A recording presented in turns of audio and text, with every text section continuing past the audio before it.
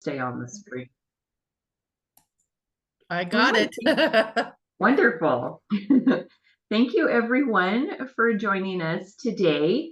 I am very excited. I am just about finished with my certified health coaching certification, and we're gonna move forward through this. I would like to save questions for the end, if that's okay. And that way I will stop the recording and we can be more vulnerable when I get to the end of the presentation. Okay. So I'm going to give you some information here if I can get my slide. There we go. All right. So thank you. I'm happy that you are here today. Before we begin, I'm just going to give you a little bit of information about me. Again, I am about 2/3 of the way, maybe more than that, maybe 75% through my certified nutrition coaching program. I am looking forward to putting both of my essential oils business and my coaching program together to help folks figure out all of the crazy things that play into whole body wellness. That's what I'm all about, is whole body wellness. And so this is just a piece of it. What we're going to talk about today is just a little piece of what we're going to be going forward with here.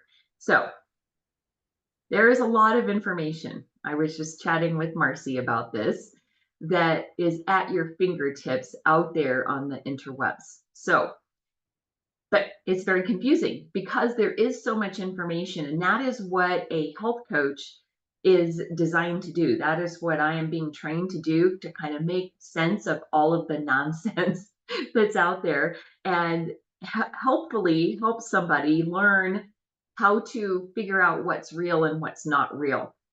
But we are constantly being bombarded with media headlines, advertisements about the latest diets and the trends and the fads and this, that, and the other thing. And partly what has played into all of this is, and I'm going to go there, but our big government and big ag and pharmaceutical companies. So all of these things all together have created a kind of a hot mess of information, and it's not all correct. And because of the amount of money that is put behind these companies and advertising, you may be surprised at what I'm going to share with you.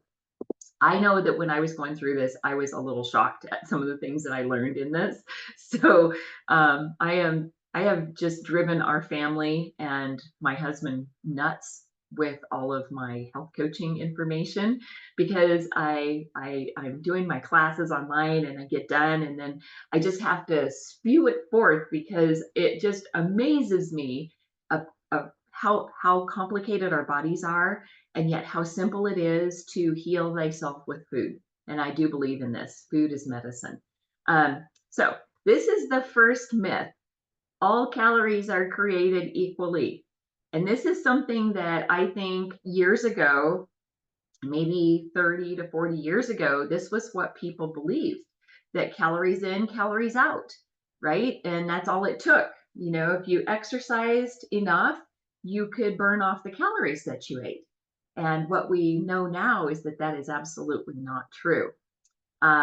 So because the body uses and stores calories differently depending on the nutrients in the food. So because they all differ, we're going to look a little bit closely at different nutrients and how the body handles them. So there are calories that are in food that are dense, and there are calories that are not dense. And this refers to the nutrients having more or fewer calories packed into the same weight. So they're either higher or lower calorie dense. And calories in food are grouped as fats, alcohol, carbohydrates, and proteins. Okay. And so these are just kind of some rules of thumb to keep in mind. This will blow your mind. 1 gram of fat has 9 calories. 1 gram of alcohol has 7 calories. 1 gram of protein has 4 calories, right? So now we know why we need to eat more protein and less fat. 1 gram of carbohydrates, like sugars and starches, has 4 calories. And 1 gram of fiber equals 1.5 calories. So based on what I just shared, because fiber is a carbohydrate, but it's not easily digested by the body. So therefore, we burn more calories when we're trying to digest fiber, which is why we want a diet that is high in fiber, right? So this is all of these things that I just talked about is why eating 300 calories of chicken is not the same as eating 300 calories of cake.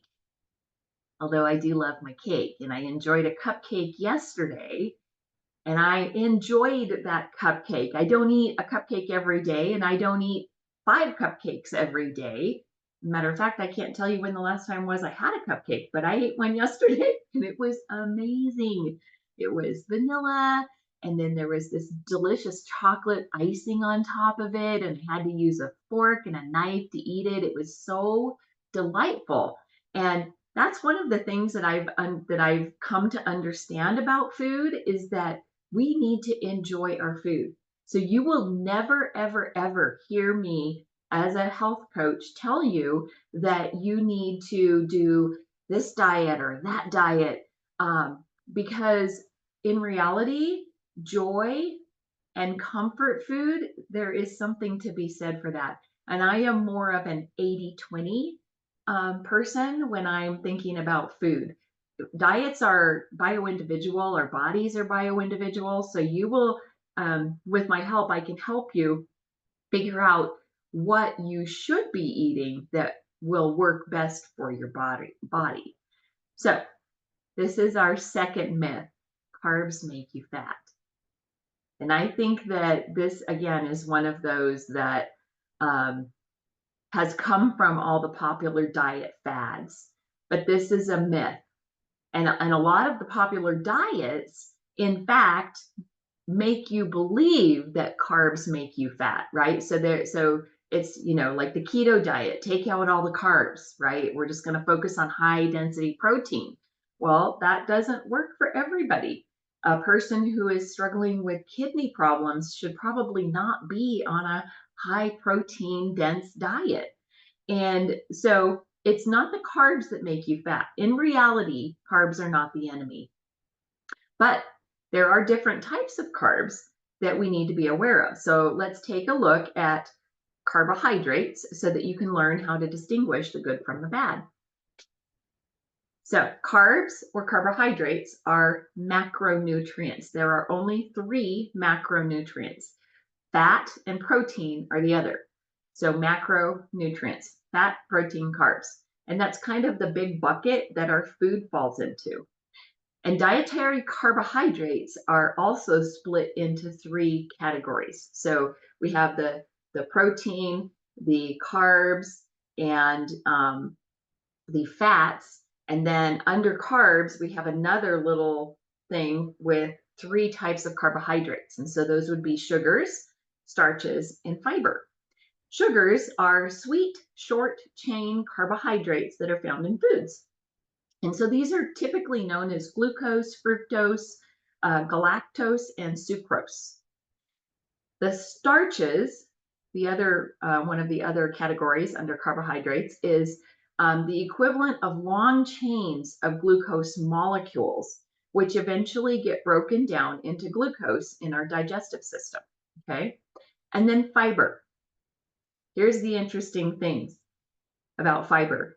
Humans cannot digest fiber, but the bacteria in our digestive system use the fiber to create the biotic of our biome, our microbiome. So we don't really digest the fiber, but our body works really hard with fiber. And then fiber also acts as a way to pull the cholesterol and the bad things out of our digestive tract and then we excrete it out. So fiber plays a very important role. And the problem with carbohydrates is that when they are consumed in excess, our body can't keep up with it because our body turns extra carbs that we consume into fat to store as a reserve energy source. Okay, so when we're overindulging in carbohydrates, especially the simple carbohydrates like sugars and starches, our body just goes, I can't. So I'm just going to store this over here for future use. And it's important to also understand that not all carbs are created equal, right? So carbs are often referred to as simple versus complex or whole versus refined. Whole carbs are generally considered healthy because they are unprocessed and contain the fiber found naturally in food. They include things like fruits, vegetables, legumes, potatoes. Yes, potatoes are not the enemy. They only become the enemy when we fry them. That's the bad part. And whole grains. So whole food sources of carbs are commonly loaded with nutrients that we need. Refined carbs, on the other hand, including sugar sweetened beverages. Whoever thinks that beverages are a carbohydrate? But they are, and especially when they're sugar sweetened. Fruit juices are another source of carbohydrates, and they're not good. Pastries, like my cupcakes I ate yesterday, uh, white bread, white pasta, white rice, and others. These carbs are highly processed, meaning that the natural fiber has been removed, and they have been associated with health problems like obesity and type 2 diabetes. So, refined carbohydrate foods are generally lacking in essential nutrients. That's the problem. That's the good versus the bad. So, good carbs, let's talk about which ones they are. Good carbs are vegetables, all of them. And it's best to eat a variety of vegetables every single day. Whole fruits, bananas, apples, strawberries, really good for us. Legumes like lentils, kidney beans, and peas.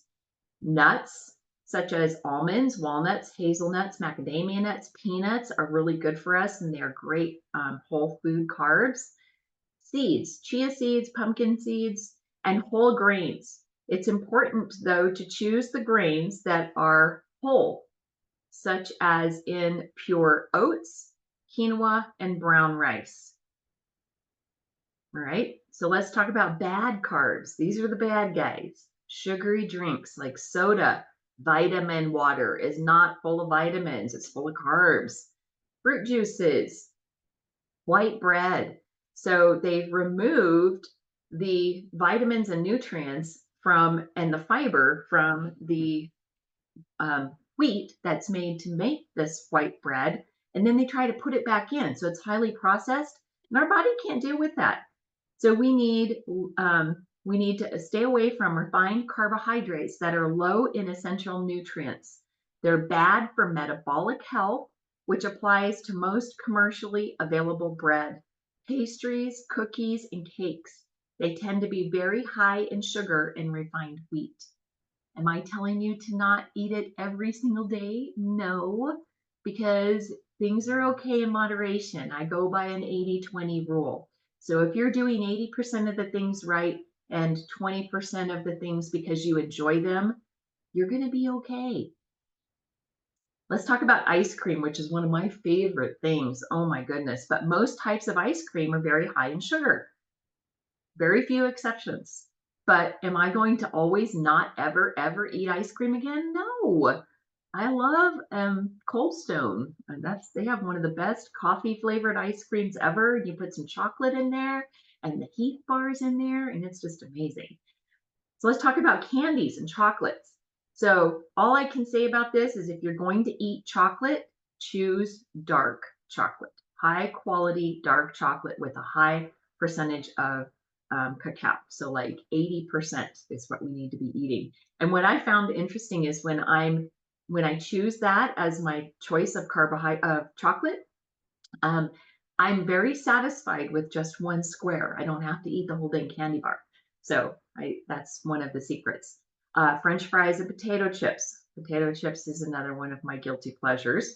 Um, Whole potatoes are healthy, but French fries and potato chips are not. So let's talk about our next myth. Oops, going the wrong way. There we go. Healthy food is more expensive. This is one of our myths because it's not true. I'm going to show you why. Um, it depends on how you look at the cost, because when you're considering the overall cost of your health, it's clear that processed foods are definitely more expensive long term. You're going to pay for it.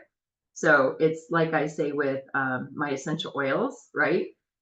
You're going to use them and benefit with better health later, or not use them and pay the high cost of prescriptions and the cost of healthcare. It's the same thing, same idea. So filling your cart with fresh produce versus cheap frozen and boxed meals, you'll feel it in your grocery budget. I'm not going to be delusional here and say that you won't. However, the few bucks that you save by purchasing unhealthy foods will end up costing you more in the long run. What we use to fuel our bodies determines how efficiently we burn energy.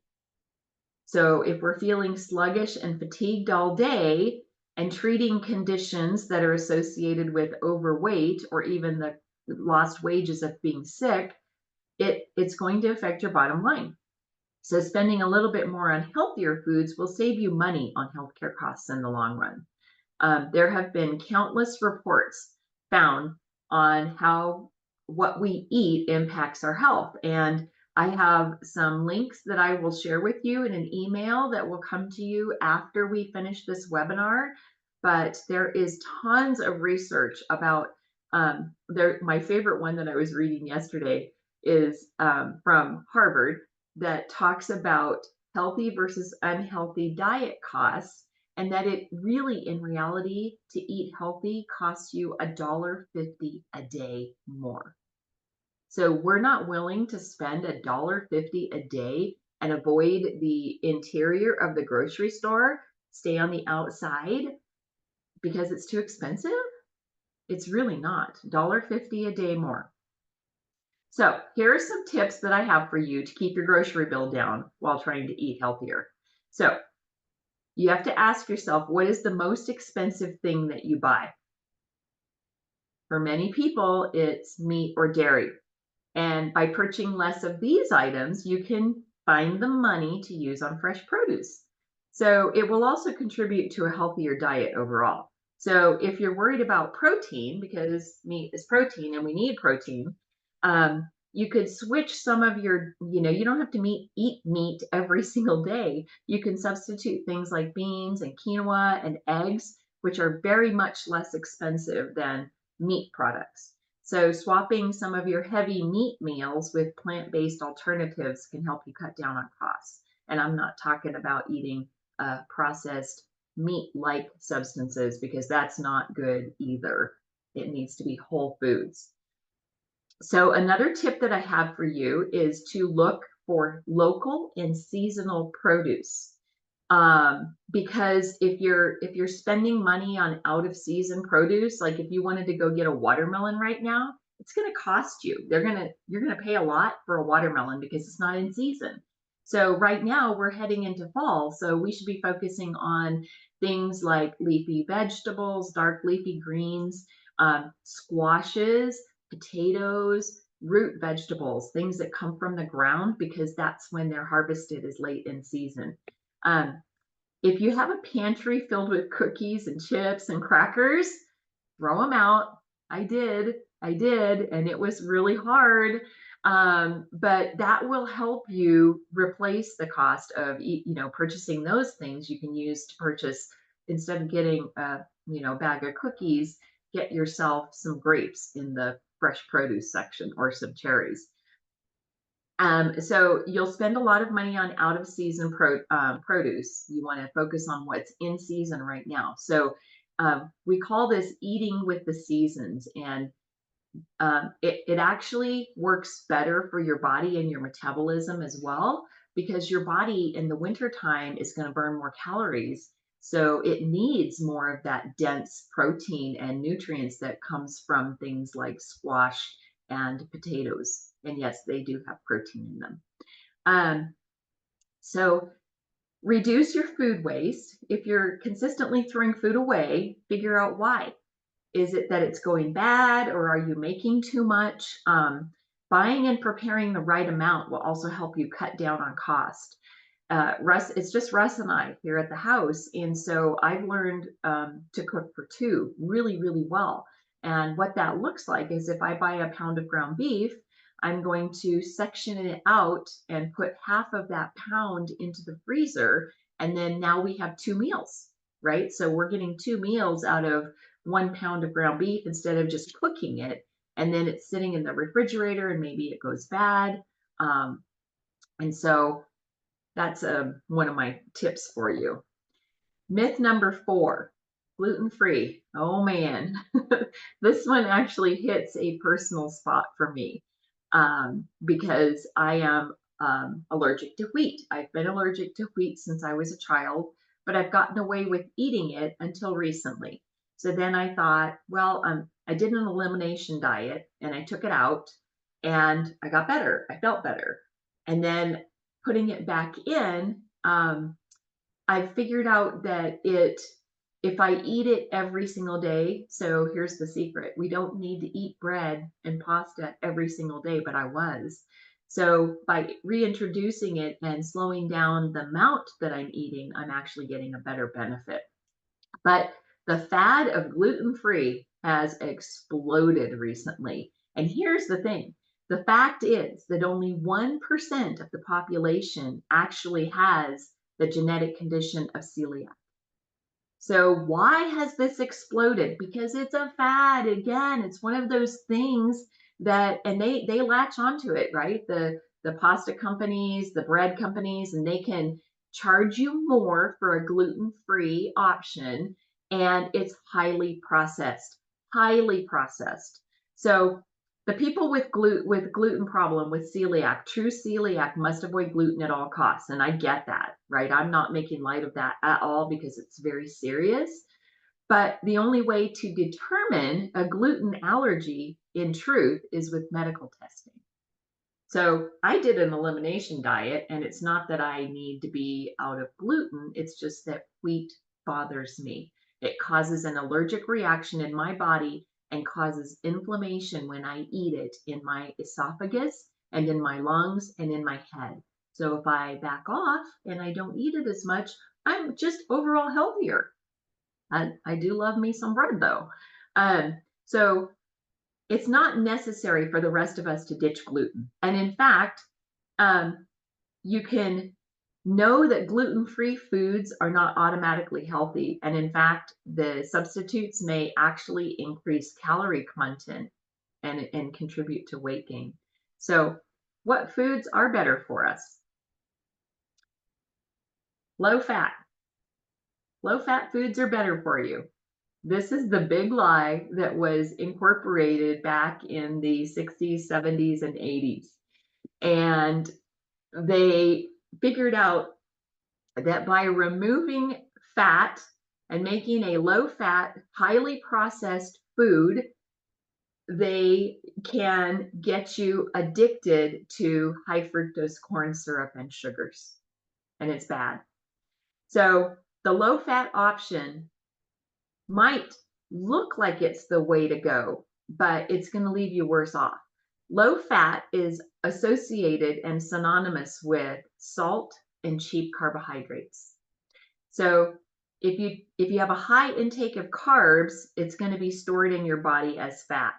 So low fat, high carb products are what you're going to find. All of these um, bars, like the breakfast bars and things like that are low fat.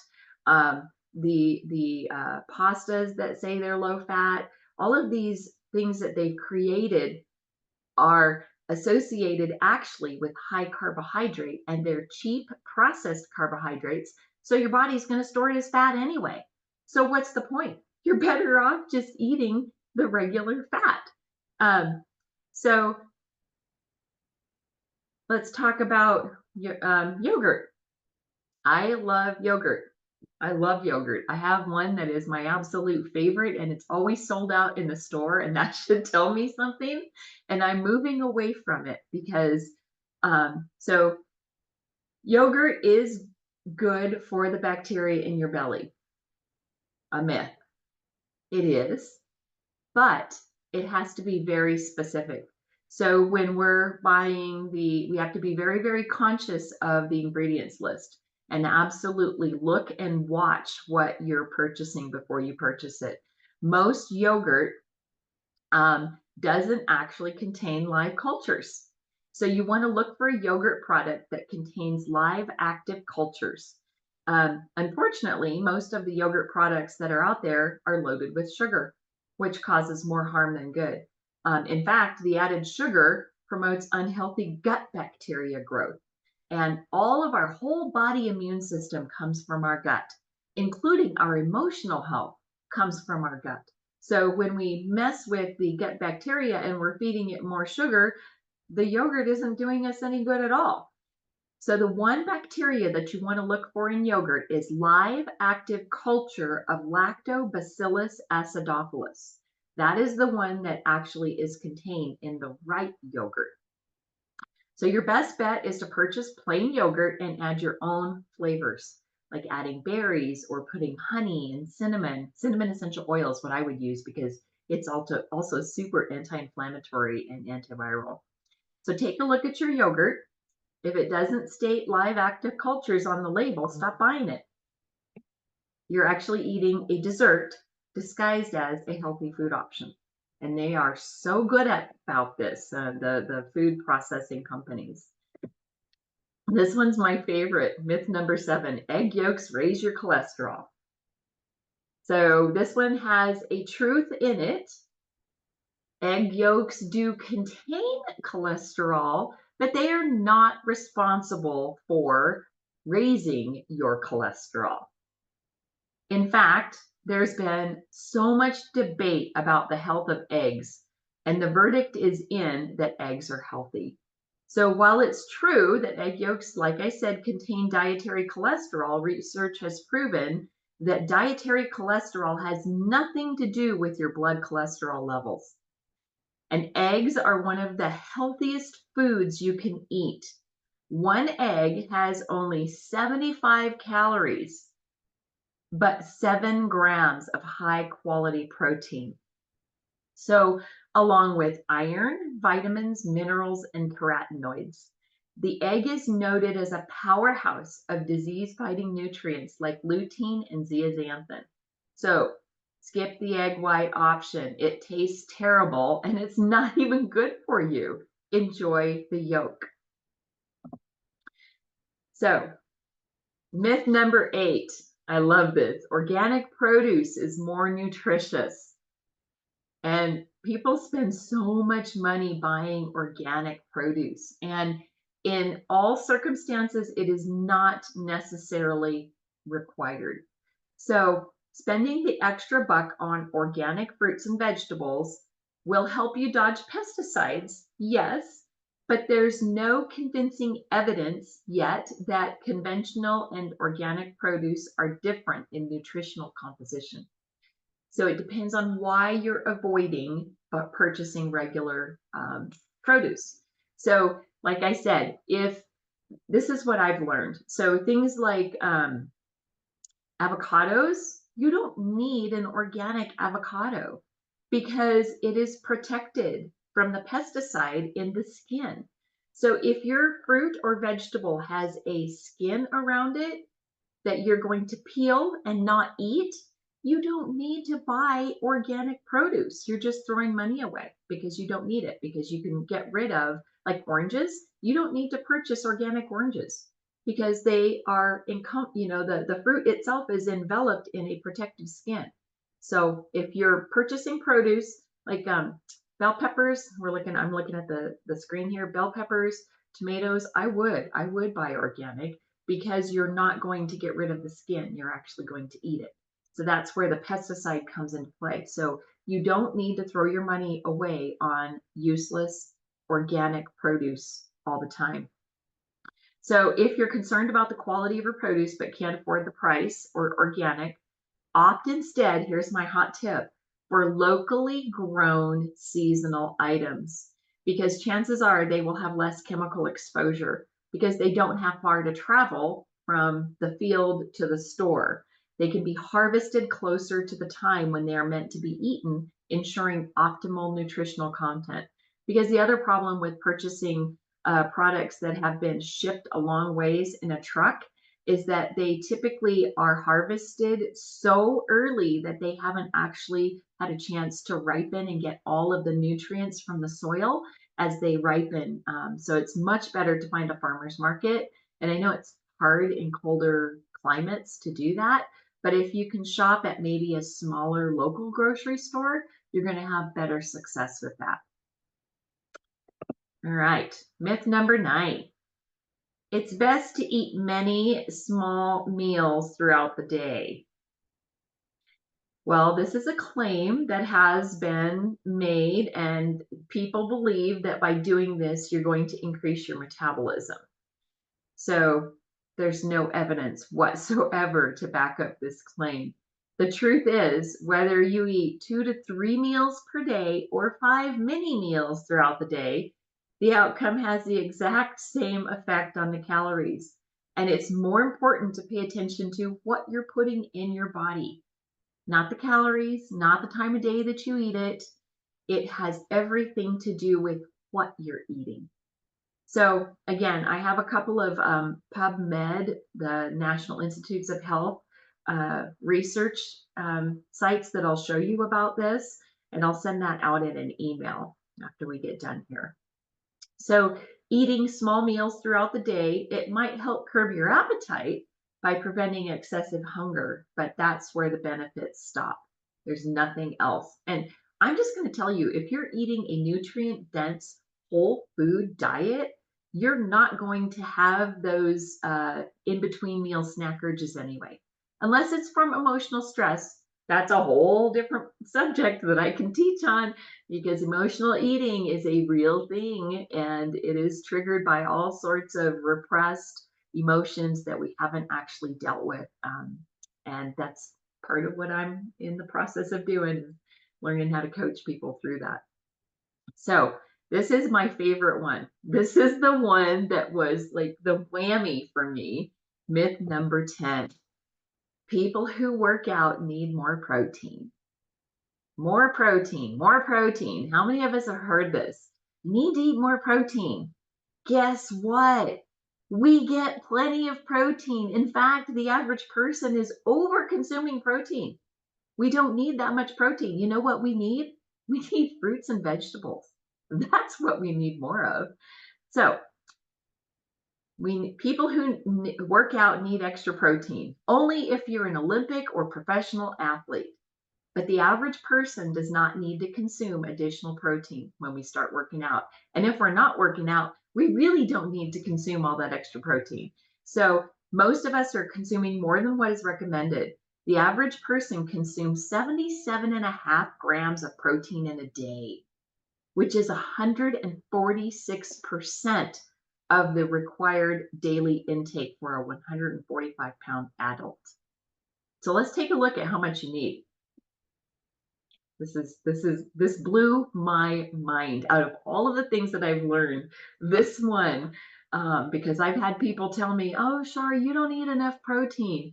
Guess what? I'm eating plenty of protein. I'm just not eating enough fresh fruits and veggies, which I'm working on. I'm a work in progress. We all are. So protein, like carbohydrates and fats, is a macronutrient. Remember, I said that earlier. So we only have 3 macronutrients: protein, carbohydrates, and fats. That's what runs our body.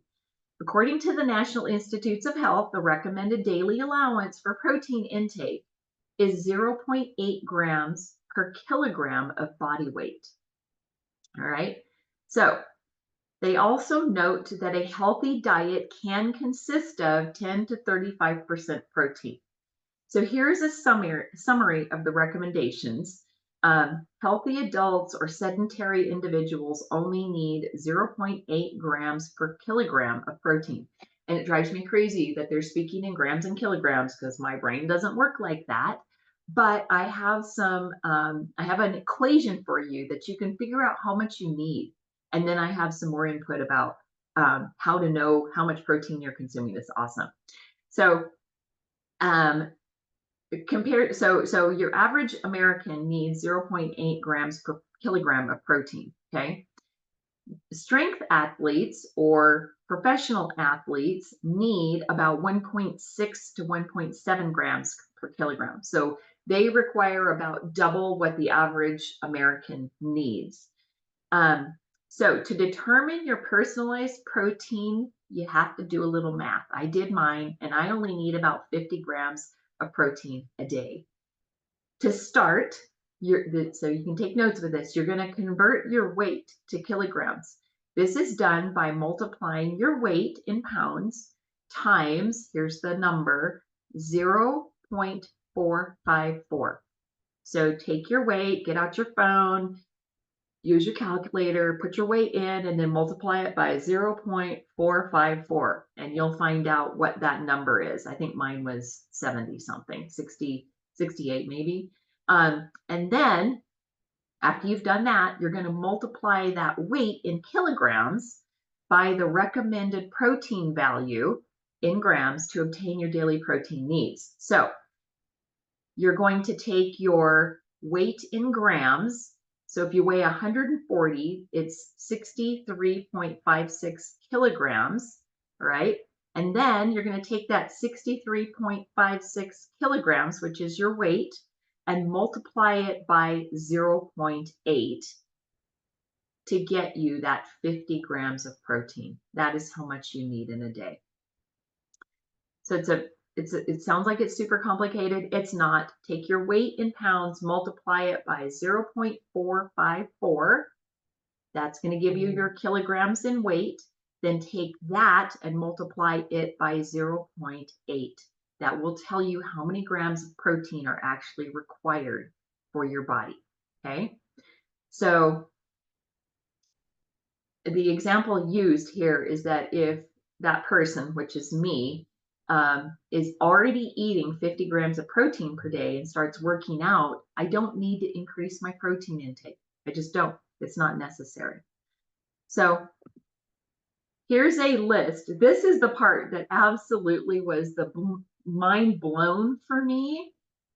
A list of common foods and their protein content. Okay.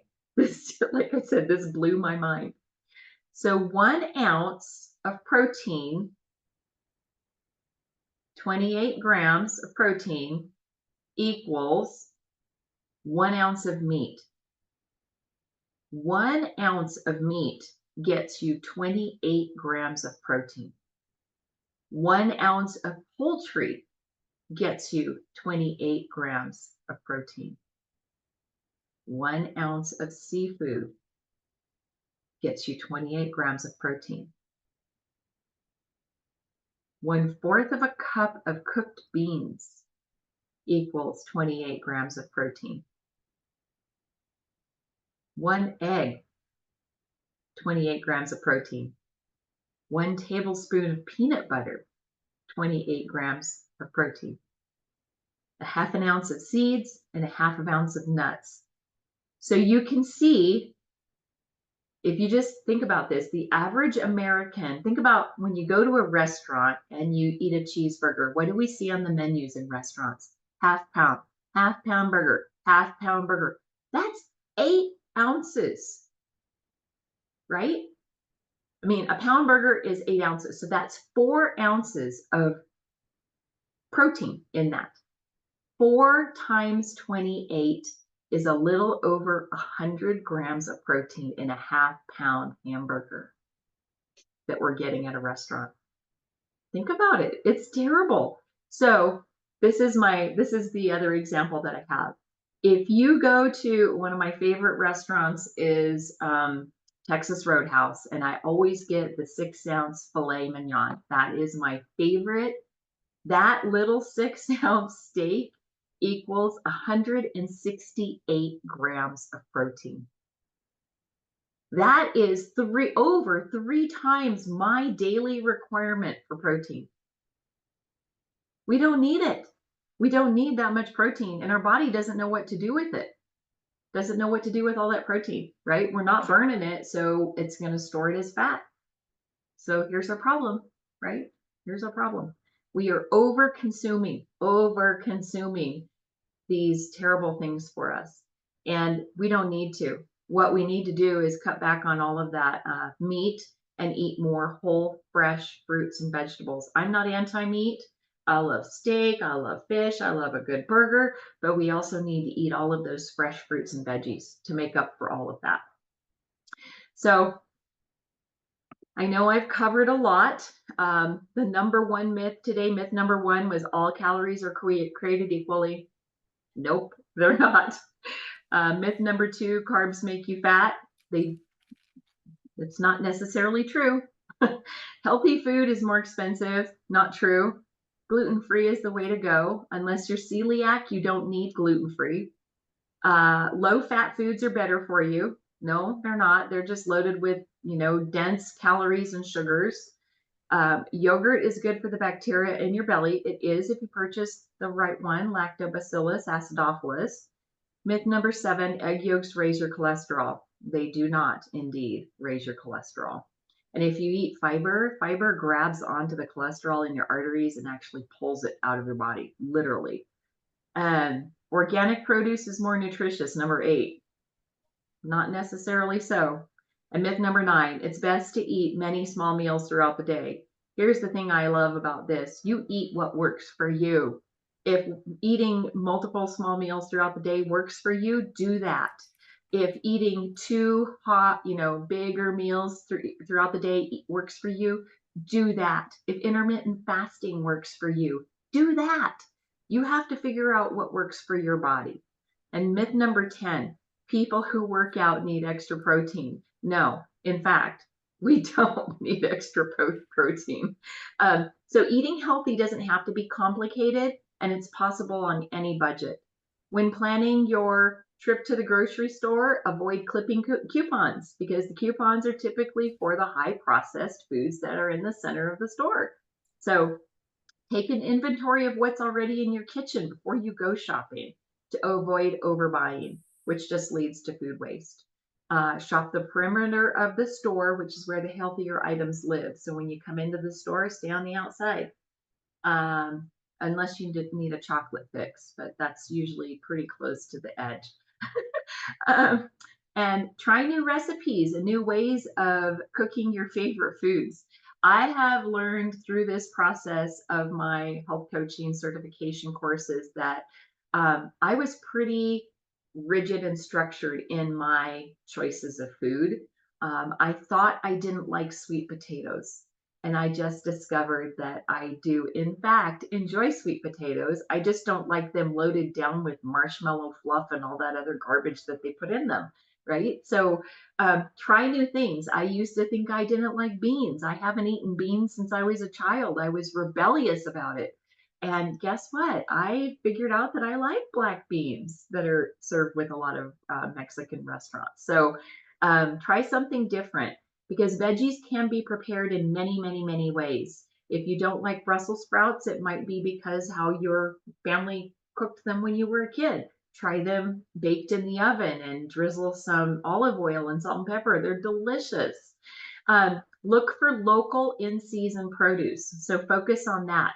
Eat like it's fall. Your body wants to do that anyway. We tend to want to hibernate and, get under a blanket. And so eat like that and replace your high-fat proteins with plant-based options.